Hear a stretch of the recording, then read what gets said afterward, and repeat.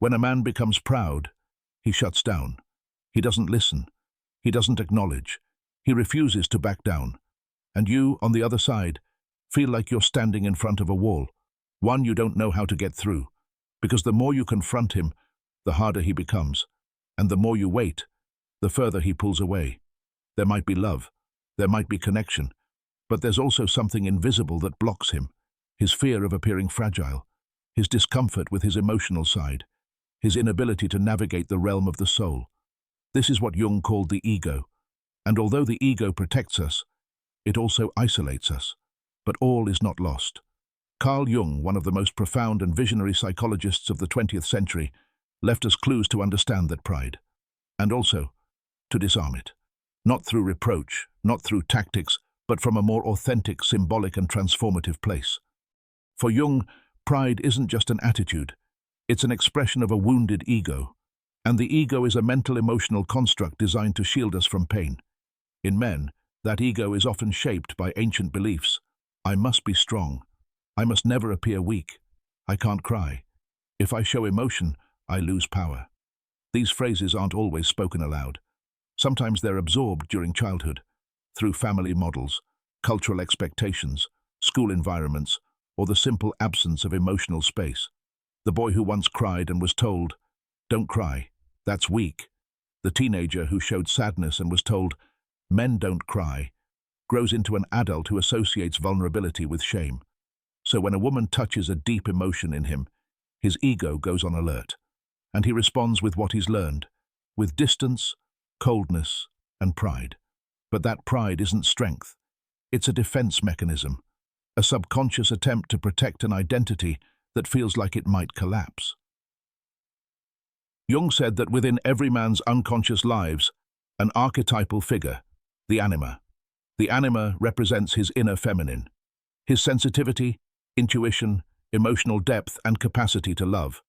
If he hasn't traveled the path of self-awareness, that part of him remains repressed, and what isn't integrated gets projected.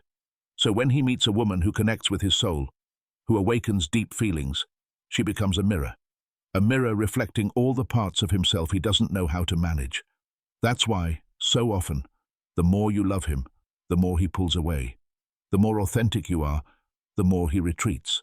Not because he doesn't feel, but because he feels too much and doesn't know what to do with it. That love that invites him to open up also exposes him. That desire that draws him close also terrifies him. And so, the ego appears, and with it, pride. How do you disarm that pride? Jung said inner conflicts aren't solved through logic. It doesn't matter how right you are. The ego doesn't understand reason. The ego responds to symbol. So, to disarm a man's pride, you don't attack it. You surround it. You don't tear down his shield. You touch what lies behind it. And only a woman who doesn't react from anger, but instead acts from the soul, can do that. 1. Don't confront him in anger. Touch his awareness with truth. When you accuse him, his ego defends itself. When you hit him with harsh words, he closes further. But when you speak from your emotional truth without drama, blame, or attack, his ego doesn't know how to respond. Instead of saying, "You're so proud you never apologize," you might say, "Sometimes I feel like you pull away just when we're getting closer. I'm not saying this to make you change. I just want us to understand each other better." That kind of phrase doesn't impose. It doesn't push. It simply opens. And that opening is where the soul can breathe. 2. Don't play his game. Step out of the role he expects. The male ego is trained to win, to argue, to always have the last word. But when you don't enter that game, something inside him begins to unravel. If he expects shouting, and you speak with calm. If he expects chasing, and you step back in quiet dignity. If he expects a power struggle, and you stay grounded in your truth. You disorient him, not through manipulation, but through an energy he cannot control. And that forces him to see himself, to step out of autopilot, to question what he's never questioned. 3. Don't punish him. Show him what he's losing. A woman who walks away in anger, in insults, in drama, can easily be dismissed by a man's ego. But a woman who walks away in silence, without resentment, without blame, becomes a symbol. That woman leaves a mark, a sense of real loss, because she didn't leave with noise. She left with presence, and that hurts more than any shouted goodbye. Jung said the soul responds more to image than to argument, and the image of a woman who neither begs nor belittles, who leaves with dignity, etches itself into the psyche. 4. Awaken his anima, not his ego. The ego reacts to judgment, but the anima awakens through softness, through authenticity, through vulnerability. Instead of putting pressure on him, try saying, "I don't need you to have all the answers. I just need to know if you're open to what's real." That doesn't confront him. It touches him. It invites him in. And if anything within him is alive, he'll respond. Stay centered. Don't react. Respond. Jung said the unconscious is most shaken by what it cannot control. And a woman who stays centered, who doesn't panic, doesn't beg, doesn't dramatize, is a force the ego cannot destroy. Because it's not about convincing him. It's about letting your clarity reveal his confusion. It's about letting your self-love set the boundary to his avoidance. Many men carry deep wounds around their sensitivity. Perhaps they were never allowed to cry. Perhaps they were mocked for showing pain. Perhaps they simply never learned how to express emotion. So when they feel vulnerable, they disconnect. They use pride as an anesthetic. They appear cold, but not because they don't care, because they don't know how to handle what they feel. That's the key. When you can see beyond the reaction, when you understand that his pride is protecting a wound, you stop fighting him, and you start seeing the child within. Not to rescue him, not to become his therapist, but to decide, from your soul, whether this connection is worth inhabiting from a new place. A conscious woman doesn't try to change a man. She doesn't need to convince, fix, or educate. She simply is. And in the way she is, she becomes a symbol, a presence that doesn't pressure but transforms, that doesn't shout but is heard, that doesn't demand but inspires, and that is far more powerful than any emotional strategy. A man's pride isn't a wall to break, it's a shadow to illuminate, and that light doesn't come from force. It comes from truth, from tenderness, from emotional clarity. A woman who acts from her soul, who doesn't react from ego, who knows how to step away without disappearing, who can speak without attacking, is a presence that leaves a mark. And if the man's soul is awake, even just a little, he won't be able to ignore that presence. Maybe he won't say it out loud. Maybe he won't act immediately. But something inside him will shift. Because a woman who becomes a symbol is unforgettable. Not because of what she said, but because of what she was. How she held her truth without fighting. How she loved without losing herself. How she walked away without resentment, but with clarity. That kind of woman doesn't need to slam doors.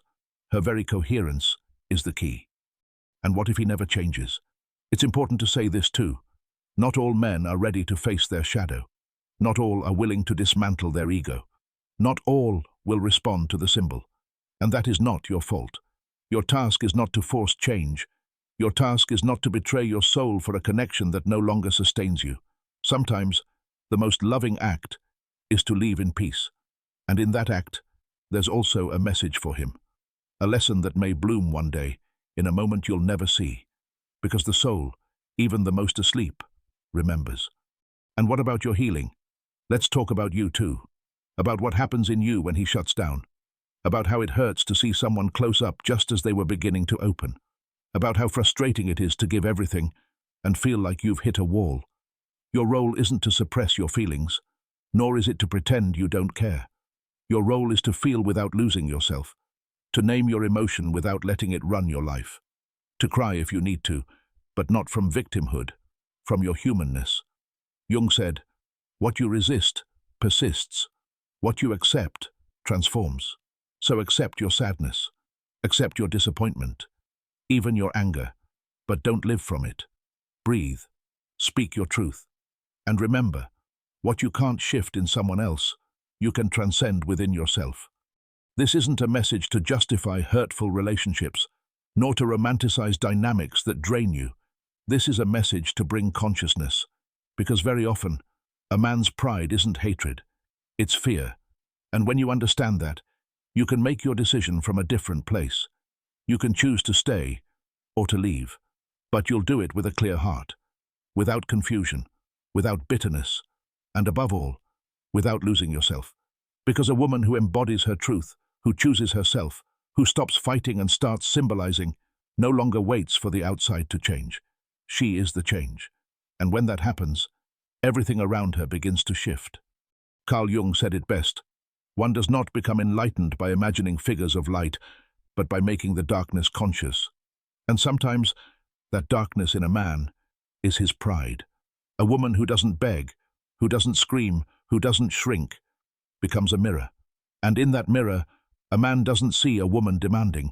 He sees his own soul, asking him to grow. You don't know if he'll respond. You don't know if he'll change, but you know that you were a seed. And that is everything. If this video resonated with you, leave a like, share it, and subscribe. We'll keep talking about the soul, love, shadow, and all that happens when a woman stops begging and begins to live from her symbol.